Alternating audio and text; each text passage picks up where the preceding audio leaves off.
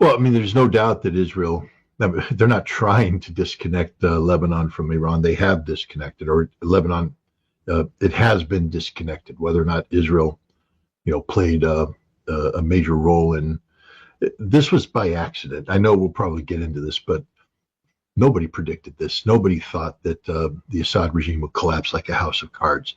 So we can't speak of an Israeli plan. Um, Israel is in reactive mode right now. Things have happened, and Israel is now saying, how can we exploit what has happened to our advantage? This is why we see the Israelis advancing out of the Golan Heights and the Qanatra, and now they're advancing towards Damascus because they want to be able to put pressure on whatever is governing in Damascus to understand that there can be no hostile intent towards Israel. They're also, I think, taking advantage of the fact that Hezbollah is in a state of shock right now. I mean, they literally just lost the umbilical cord of life with Iran. And Hezbollah is uncertain about how much it can press its defenses. And so we may see Israel attempt to find out, what is Hezbollah's new red line. And I think that's what we're seeing, probing in the south to find out, is Hezbollah willing to, draw the line and fight here, make this a fight, or is Hezbollah going to withdraw to a new red line? And I think Israel is trying to feel that out. With the picture that you're giving us, Scott, about Hezbollah, Iran, we know the main reason that Iran is supporting Hezbollah and the axis of resistance is the situation in Palestine. What would happen to Palestine if Iran goes to that direction? Because the situation is so dire right now. Israelis would attack southern Lebanon again. If Iran doesn't react to what has happened so far in Syria and right now in Lebanon, what would be the next step for them, in your opinion? For Gazans, let's talk about Palestinians as well. The path to Palestinian statehood was always going to be very difficult. And the path that was chosen by Sinwar when he attacked Israel on October 7th led the Palestinian state down the most difficult of paths. But it was the one that had the greatest chance of success, but that success hinges on the strategic defeat of Israel, especially the current government, which has said absolutely no to Palestinian statehood. So Sinwar committed in full. And while the situation is tragic, etc., it looked like prior to the collapse of Assad that they were on the path towards creating the conditions for a Palestinian state because Israel was in a bind. We were looking at the potential collapse of the Netanyahu government, imminent collapse, and the reality that Israel, in order to survive in a world where they have been strategically defeated, to get investments would have to make the adjustments necessary to allow for a Palestinian state.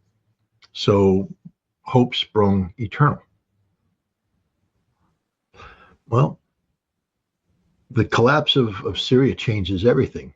Israel right now is claiming strategic victory. Netanyahu has got, we've talked about this. I said everything Netanyahu is doing in terms of the policies weren't about what's good for Israel, but what's good for Netanyahu, that the only way he survives politically is to sell himself as the savior of Israel. He just did that. Now he's taking credit for other people's work, but he literally went up to the border of the Golan and said, I'm the savior of Israel. I saved you. I defeated Iran. I have done this. I have done that. The dude's politically untouchable right now. He saved Israel. That's his statement. And now I always said it didn't matter how many pro-Zionist, pro-Israeli people Trump surrounded himself with and his administration came in. If Israel is dying, the Trump administration would be on hospice. Well, Lazarus has risen from the dead. Israel isn't dying. They're not on hospice. And now you're going to see Netanyahu government. And remember, Trump likes strong people. Trump had disdain for Netanyahu when he thought Netanyahu was losing, weak. Trump is like, well, you're losing, you're weak. We're going to get rid of you, put somebody else in and save it. But now Netanyahu is saying, I'm the savior of Israel. I fought this fight. We have emerged. And you have a Trump administration that has put Israel first and foremost.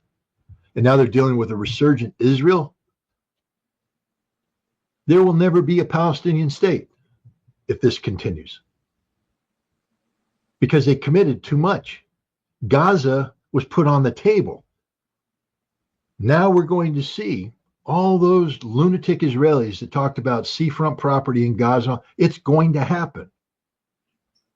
Because who now is backing Palestine? Hezbollah's out of that business. Iran's out of that business. No one's backing Palestine. The West Bank is going to be cleared. Gaza, northern Gaza is going to be cleared. There's going to be a humanitarian crisis in the south, and people are going to have to, and now that the Israelis are so strong, they're going to have their way. People are going to be compelled, because Trump's coming in. He's going to tell people, you got to take them. Got to take them. Got to take the Gazans. They're going to depopulate Gaza. They're going to depopulate the West Bank. And that's the end of Palestine, which is, again, I'm headed out to Tampa next week to speak with the Arab community. And it's not going to be a comfortable conversation, because many of the people there who say that they're pro-Palestinian are cheering the death or the demise of Assad. But you understand now, there will never be a Palestinian homeland, ever. You've killed it. Your desire to get rid of Assad has killed Palestine, destroyed it. Because now no one can tell me how we're going to get from A to Z now. There was a path that could be carved out that allowed for a two-state solution that then would morph into a one-state solution as Israel continued to devolve. But with Israel winning, so in order for this to not happen, Israel's going to have to lose. And I just challenged somebody to come up with a scenario now where Israel loses. The only thing that made Israel lose was the resilience and the capabilities of the axis of resistance. What has happened, Scott? Do you want to add something? No, that's it. I'm just saying that axis of resistance has been deeply wounded, if not mortally wounded. So, I mean, they lost Syria. Syria was a very critical component of the axis of resistance. It's gone. Head-chopping jihadists are in control. Russian soldiers are running around as they withdraw from the various outposts they had.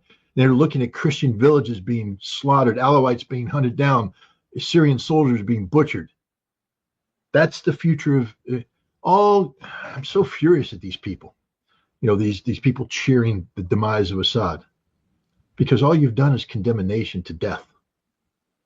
There's no such thing as a moderate head chopper.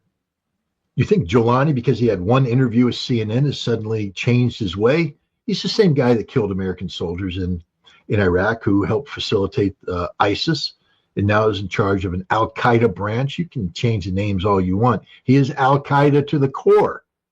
Al-Qaeda just won. And Americans are good with this. And people are cheering Gaddafi. People cheered Gaddafi. Look at Libya today. Syria is ruined, destroyed, finished. It always, I spoke with someone earlier today who said, well, maybe if Giuliani can be, rebranded as a moderate, the United States will lift sanctions, and through this potential economic revival, stability can be brought in. I said, really? If that was the way to bring stability, then why weren't we willing to work with a dentist? We weren't willing to lift sanctions with a dentist in charge of Syria. But now we're going to talk about lifting sanctions with the Al-Qaeda jihadist, head-chopping, American murdering person. This is crazy.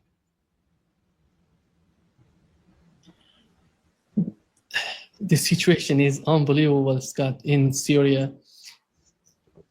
How did it happen, Scott, when you look at an army with 200,000 soldiers, giving the government, giving Syria, handed over to 20, 30,000 Arab, I don't know, jihadists and takfiris, whatever they call them. How did it happen? What was the role of Turkey in the whole situation? Well, again, let's stop pretending that Erdogan's a genius, that Putin's horrible, and the Iranians are horrible. And let's focus on how this happened. Because we know a couple things. We know that when Bashar al-Assad took over in 2000, he inherited a Syria that was fundamentally corrupt. Fundamentally corrupt. His father, long-serving dictator, president, had come in as a revolutionary, but had turned into a dictator.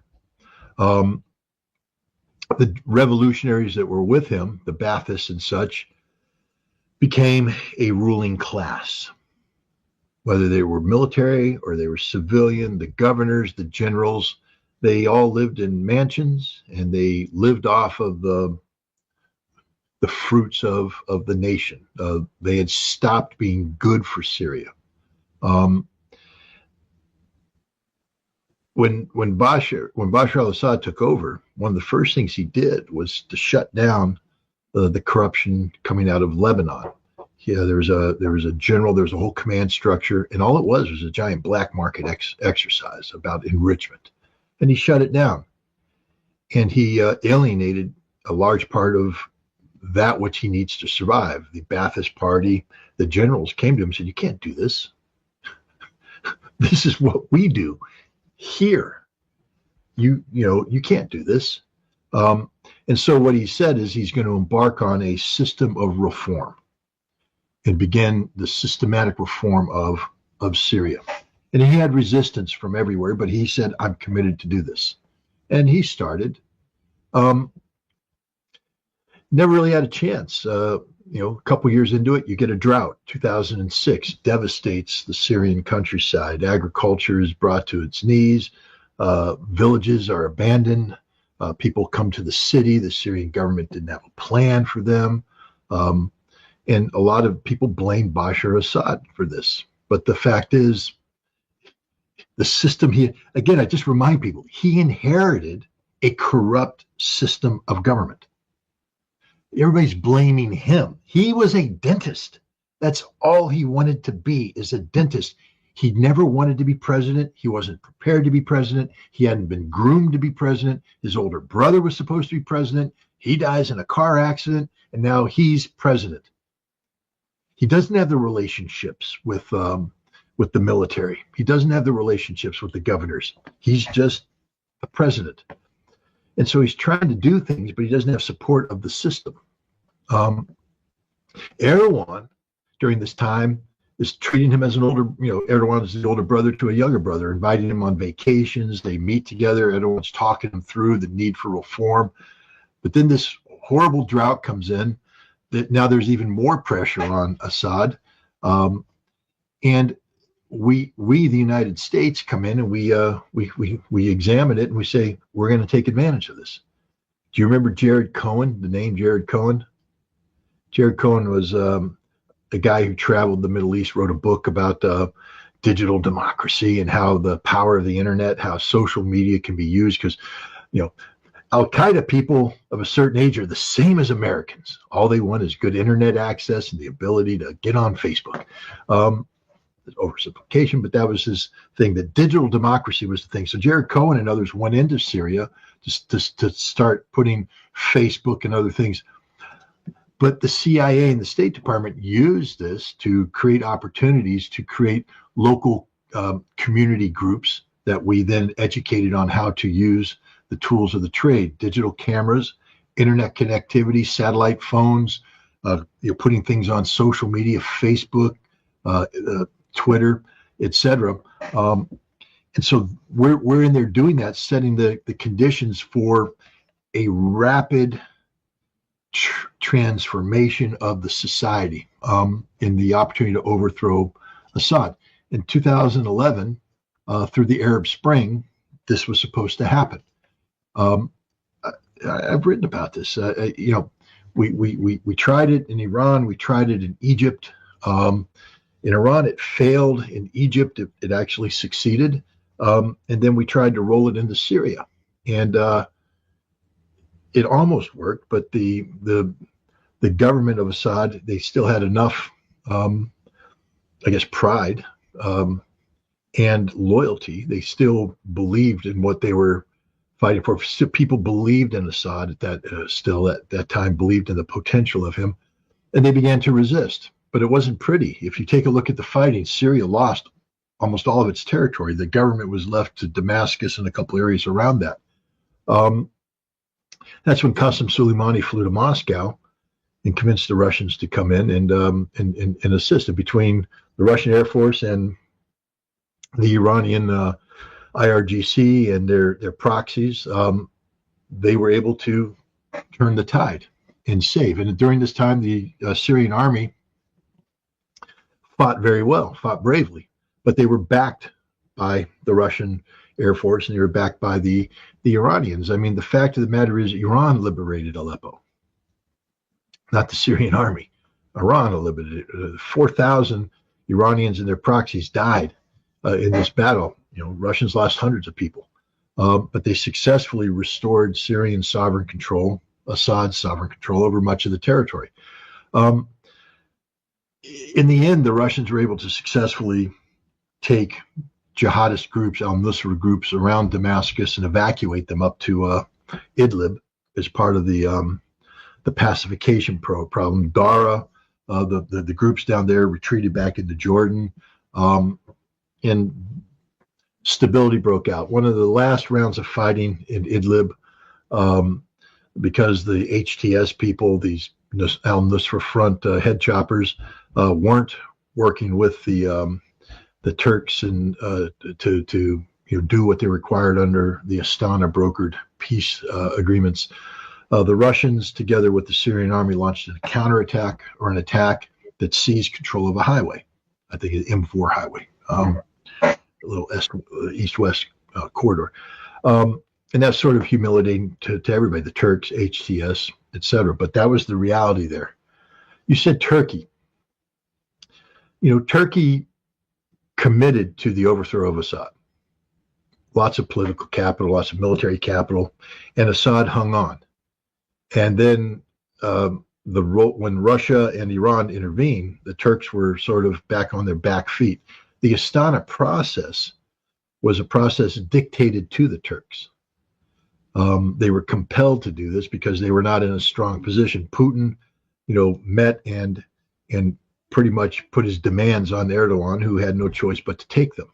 But the Turks were always resentful of this peace, and they continued to support HTS and other anti-regime forces in Idlib. And it was Turkey's goal to redefine the relationship between Idlib and Syria, so that Idlib could survive as a standalone entity that was stable enough because of a relationship with Assad that 4 to 5 million Syrian refugees could return home.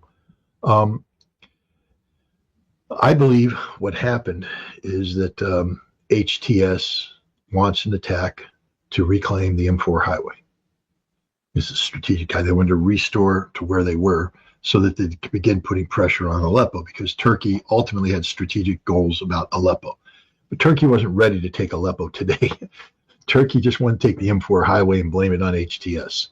And the HTS guys went forward, and the Syrian army withdrew. Why would the Syrian army withdraw? What I said at the time was that it was a tactical withdrawal, that the Syrians had demobilized their forces, and that maybe they were taken by surprise. They weren't aware, so they made a tactical withdrawal to more defensible positions to buy time for the Russian Air Force to come in, the Iranians to come in with their proxies, the stiffeners, and then they would halt the advance and then push them back. I was dead wrong. Why? Well, I was looking at the same thing you were looking at. 170,000 Syrian troops, 50,000 reserves, another 40, 50,000 in the Air Force. They'd fought like tigers earlier. These were guys who knew how to fight. Yes, they needed the Russian Air Force. Yes, they needed the Iranian stiffeners, but they didn't abandon the battlefield. They fought. So I just assumed they were going to do it again with the Russian Air Force and the Iranian stiffeners. There was no reason to believe that they wouldn't do this. But apparently, when the war ended in 2018, after things had been reversed, the Russians went to Assad and said, "Hey, this system you got going here isn't working. This system of corruption, this system of corrupt generals, corrupt politicians. You need to reform your military, top to bottom. We've got to make it a professional military where officers don't control pocket the salaries of juniors, where the governors feel that the military is their own personal thing to be used to intimidate people and stuff. Like, we have to professionalize your military from top to bottom. And we're willing to help you do that." And Assad took a look at the situation. He said, "Well, I can't do that because I didn't get a chance to reform Syria. And now because of the war, I'm beholden to these people. These are the guys that saved me. These are the guys that, were there, made sure the black flag didn't fly over Damascus. I can't do that." So he rebuffed the Russians. The Iranians came in and said, "Okay, if you're not going to do that, then we need to bring in more resources so that we're here to back you up immediately." And Assad and the Russians said, "No, you can't do that because we promised Israel that we wouldn't allow Syria to become an Iranian base. And we've given Israel a green light to bomb sites in Syria that it believes are associated with Iran's effort to turn Syria into a base, and also to continue to supply Hezbollah." And then the Syrians were also reticent because even though Assad is an Alawite, the Alawites are a minority in Syria. The majority of the population is Sunni. And when you have Revolutionary Guard running around hanging up posters of Khamenei and Qasem Soleimani, bringing in Hezbollahs, hanging up posters of Hassan Nasrallah, it rubs the Sunnis the wrong way. And Assad said, "No, I'm not interested in that either," which means he's now left with an army that is losing the desire to sacrifice for the nation. They fought so hard to save Syria. And what did they get? Corruption. The generals and the governors didn't reform. And the Assad government isn't trying to reform them. And so now you have junior officers who don't have any money. They go beg for the payroll from the colonels who are sitting there eating caviar, and they have women all over the place. The colonels tell them to get the hell out of there. They have to go back to men who aren't getting paid either. You can dress a soldier up. If you go take a look at the Syrian army during the time of fighting, there's a ragtag army. Uniforms didn't match, nothing matched, but they fought. They fought hard. In the aftermath, they were all given new uniforms, and they looked good, but their heart was no longer in the fight. What are they fighting for? What are they here? And so when HTS came, these guys said, I'm not willing to do this again. We just did this for a decade. I'm not willing to do this again. I don't, for a government that's abandoned us, that has betrayed us, that doesn't pay us.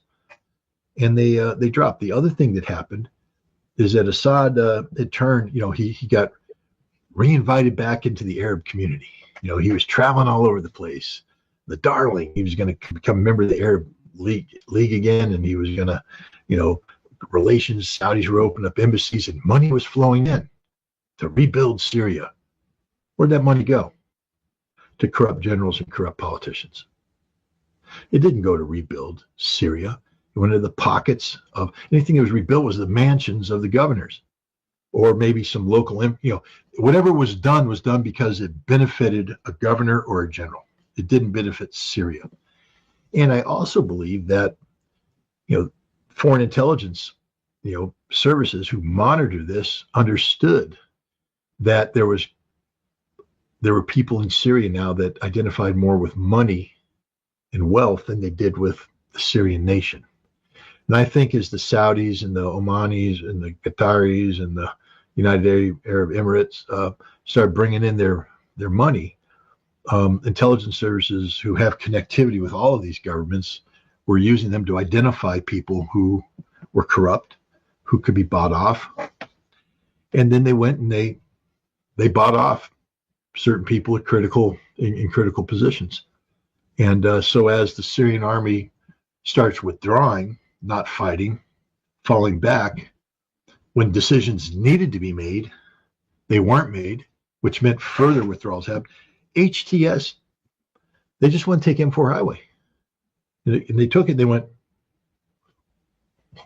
what happens? They got a phone call from these sleeper cells in Aleppo saying, hey, we're sort of wandering around downtown Aleppo and nobody's doing anything.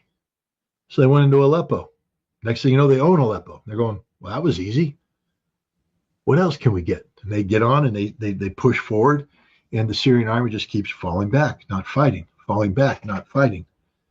And that was it. At some point in time, everybody just said, screw it, we're not fighting. We're not going to die for Assad anymore. We're not going to die for this guy. And they quit. And that's how Jolani ended up in Damascus in charge. The biggest proof positive that this was not a planned outcome is that Jolani's in charge. Turkey right now, they have the what used to call the Free Syrian Army. It's now the National Army of Syria or something like that, the Syrian National Army. They have a government in exile, a whole bunch of fat Syrian former politicians who sit in Turkey and eat baklava and kebab and pontificate. If this was a planned thing, they would have all been pulled out of bed 2 days earlier, put into their suits on a bus and brought into Damascus, where they would say, we are in charge, we are ruling, we are governing. They're still off on vacation wherever they're at. Jolani rolls in and he said, yeah, we're going to have an interim government. There's all other head choppers from HTS. He went up and got the HTS governing authority, and he's bringing them down. That would never be the solution if rational people were planning the demise of Assad. They would have another government. They'd have everything in order. They would have coordinated with the Israelis, so the Israelis don't have to carry out this bombing campaign to destroy everything. What happened was totally unpredicted. Nobody could have predicted it. And therefore, nobody can say with certainty what's going to happen. But I will say this. When you have chaos like this, when you overthrow a government that's been in power for that long, and suddenly the entire nation, everything that held it together, collapses, and you have tensions that have been brewing. You have tribes against tribes. You have Shia against Sunni, Alawites against Sunni, Christians against the Syria is going to Kurds against Arabs. Syria is going to devolve. It's going to collapse. I think Turkey, they've already raised the flag of Turkey over Aleppo. I think the Turkish government will incorporate the Vilayet of Aleppo into Turkey proper.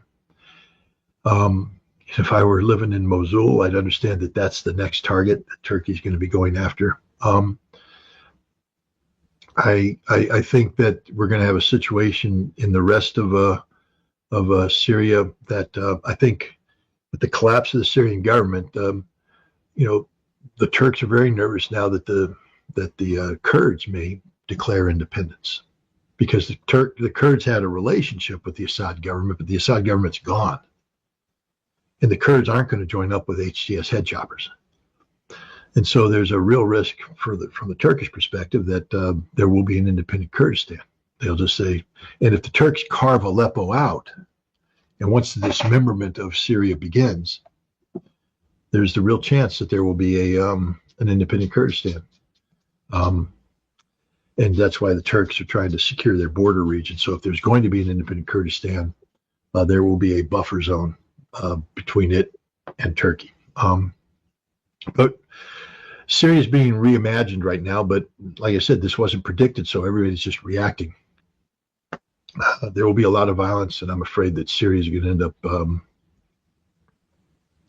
being more like Libya, just total chaos, divided country fighting amongst itself. That's just the way it is. It doesn't mean it's right.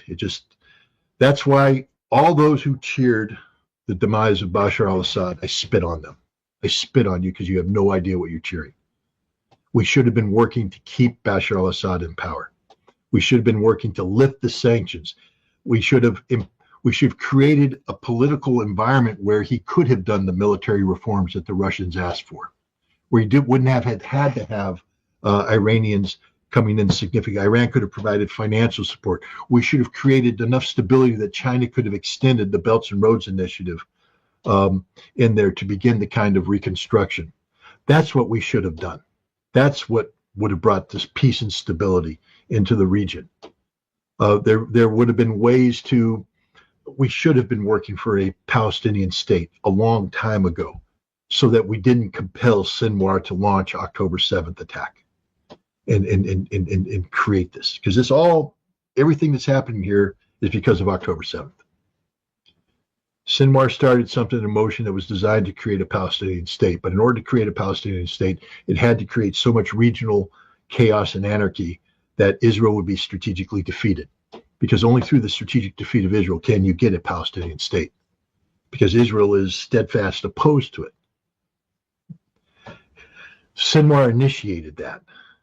But, you roll the dice. Sometimes the numbers don't come up the way you want them to. Things were looking good. I mean, it was a horrible price that's being paid, but nations were starting to recognize the Palestinian state. There was a movement towards that. There was a recognition that Israel couldn't sustain what it was doing. One of the reasons why Israel couldn't sustain what it was doing is because Syria was under the control of Bashar al-Assad and provided the physical, geographic, and political continuity of this entity called the Axis of Resistance, which was defeating Israel strategically. Assad's gone now. Syria's gone. Everything has changed. Everything has changed. And we can't sit there and Sinwar gambled. He's dead. And it's the Palestinian people that are trapped in the middle. This is as tragic as tragic gets. This is as tragic as tragic gets. So many people have died.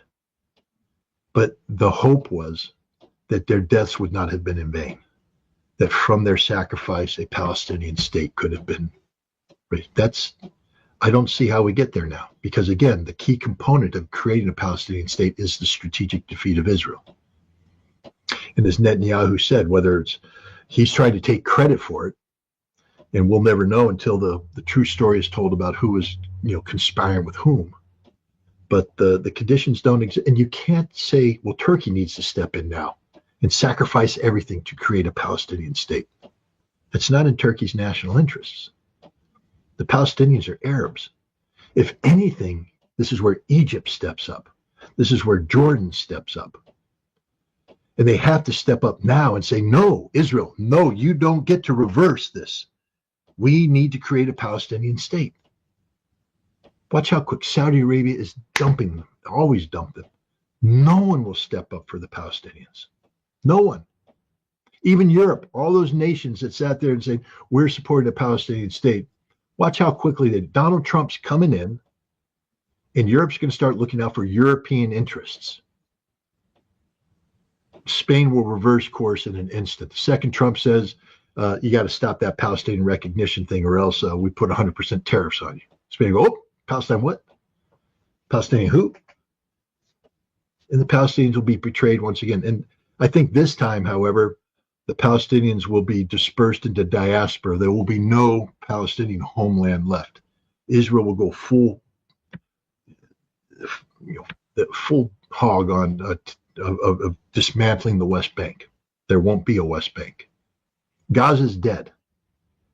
Gaza's dead.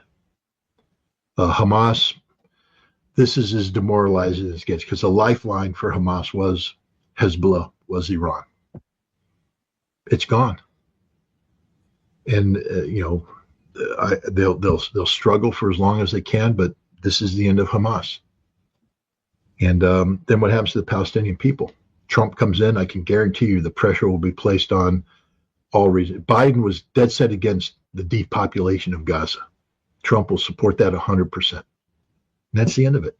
They're going to evict everybody out of Gaza. Gaza will become a Israeli territory. The West Bank will be depopulated or taken over, absorbed. And you want Turkey to step in and say, no, this isn't going to happen? The United States wants it to happen now. Trump wants it to happen. I was hopeful that it couldn't happen because the axis of resistance was strategically defeating Israel. I thought that the Trump administration would come in and be doing hospice over Israel and then be compelled to find a compromise, through a Palestinian state. That was my hope and desire.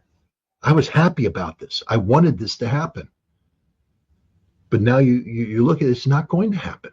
No matter how much you want it to happen, it's not going to happen.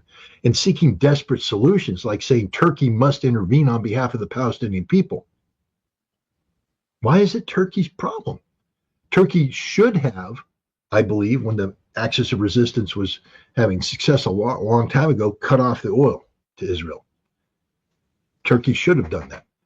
But Turkey, again, from the Turkish perspective, the economic hit they would take and the geopolitical hit they would take in support of the creation of something that apparently nobody else wants created.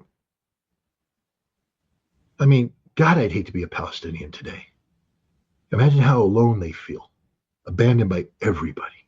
Everybody has abandoned them. There's no one out there speaking out on behalf of Palestine today. Not one nation state. Spain has recognized Palestine.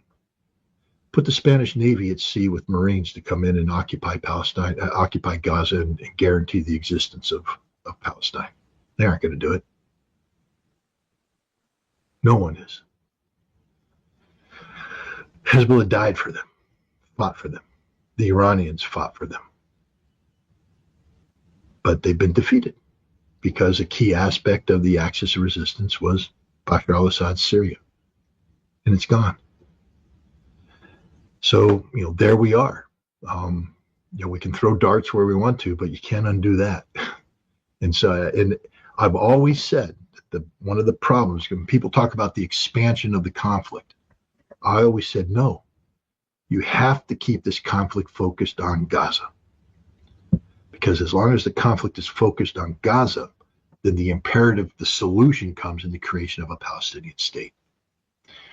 This collapse of Syria is going to put the focus on so many different things. The creation of a Palestinian state is going to go to the back burner and then be taken off the kitchen, put in the refrigerator, moved to the freezer, and then eventually thrown in the garbage. As sort of like you do with turkey leftovers after Thanksgiving. That's what's going to happen here. It's no longer the issue. It's not the issue. It's not the pressing issue. Stability in the Middle East no longer hinges on the creation of a Palestinian state. Stability in the Middle East now hinges on what the hell's happening in Syria and preventing that cancer from spreading. As I said, these jihadists that took over, that raised the black flag over Damascus, are the guys that came from Baghdad. And you're going to see movement in that direction. That's going to become, and no one's going to be talking about Palestine. Lebanon, how do you deal with Hezbollah? The future of Hezbollah, the collapse of Hezbollah. How do you transition? People are going to be focused on that. Iran, the West is going to be looking at cutting a deal with Iran about their nuclear program. Nuclear program, rearrange the letters. How do you get that to say Palestine? You don't. You don't. None of the issues that now are emerging have any linkage to Palestine. And Palestine pursuing the support of the Palestinian people, there's no energy for that. There's no money, there's no resources, there's no strategic imperative.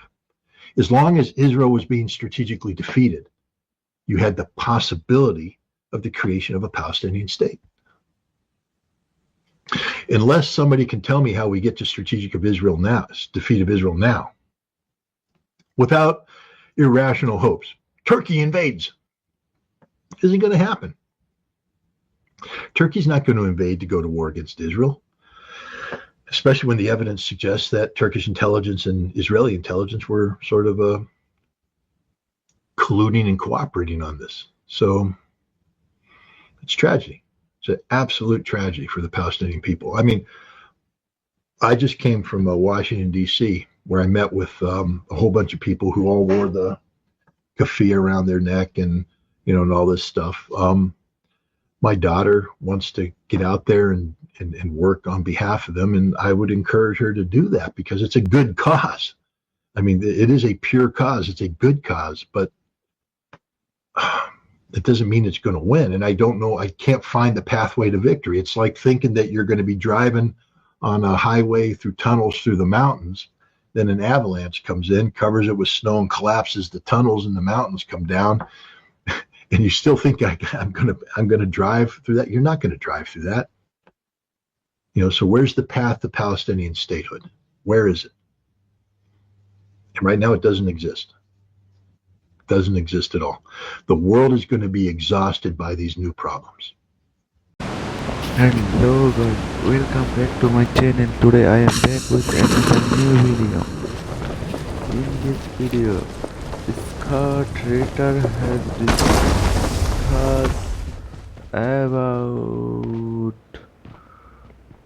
ongoing wars. He says Turkish troops enter to the war which is going on in Middle East.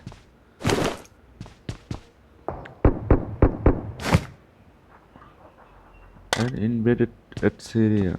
So guys, if you want to know about Middle East crisis, then you can subscribe my channel, because in my channel I have daily upload war related videos which are going on Middle East. Help!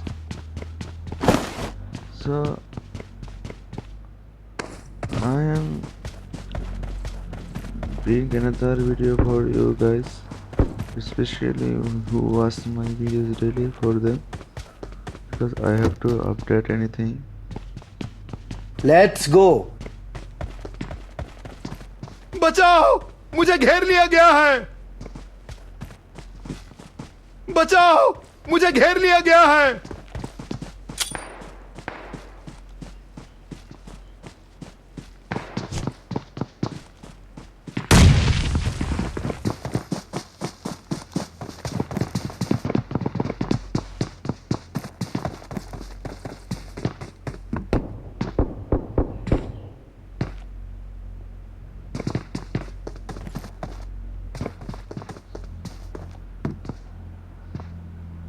Guys, okay, watch my channel.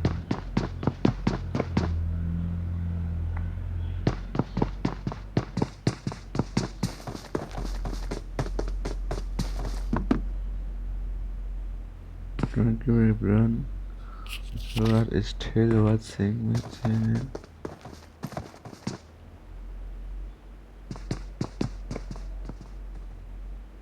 Keep watching.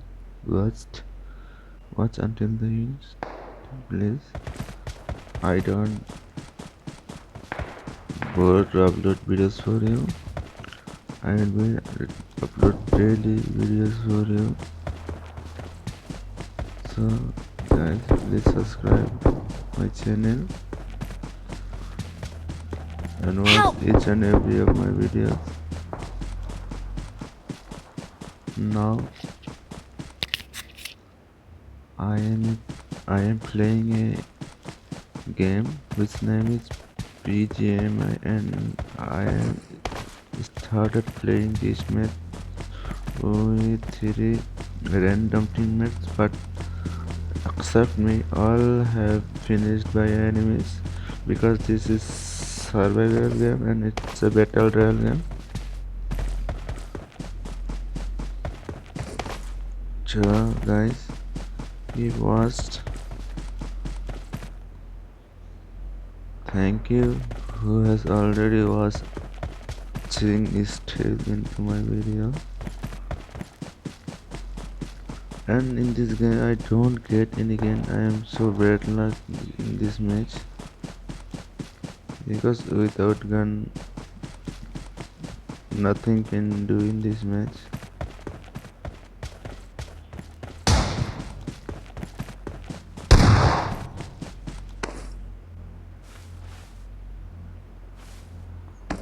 Still I don't get any gun.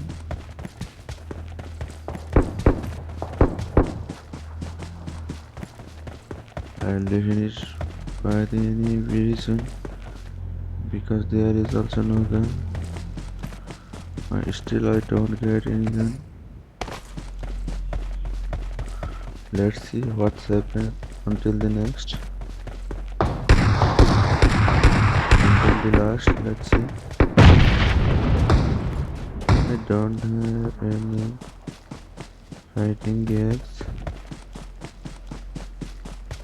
I'm running and running. I don't get anything. Thank you guys for still watching this game. I have seen some enemies, but they don't see me, watch me. Thank you guys. I am going to end this video from here. I'll be back with another video next time. Bye for now. Love you guys.